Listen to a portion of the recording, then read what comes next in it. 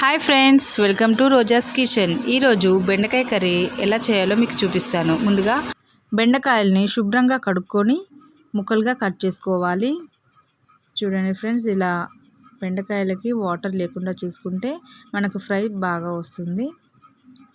ఇలా పీసెస్గా కట్ చేసుకున్నాక ఒక గిన్నెలో ఆయిల్ వేసి హీట్ అయ్యాక కాస్త జీలకర్ర, పచ్చిమిర్చి, ఉల్లిగడ్డ, కరివేపాకు వేసి కాసేపు వేగనిచ్చాలి. ఆనియన్స్ ఫ్రై అయ్యాక దాంట్లో కాస్త పసుపు వేసుకొని కలుపుకోవాలి.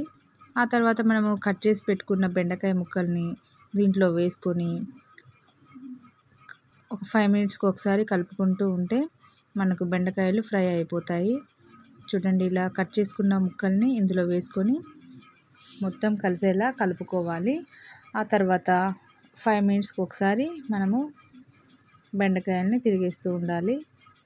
ఇలా అయిపోయాక హాఫ్ కంటే ఎక్కువ బాయిల్డ్ అయ్యాక ఉప్పు, కారము వేసుకొని ఇంకో 10 నిమిషాల వరకు కూడా ఇలా ఫ్రై చేస్తూ కలుపుతూ ఉండాలి. అంతే అండి, మనకి బెండకాయ ఫ్రై రెడీ అయిపోయింది. చూడండి ఫ్రెండ్స్, బెండకాయ ఫ్రై అయితే రెడీ అయిపోయింది. మీరు కూడా ట్రై చేయండి. Thank you for watching. Please subscribe my channel.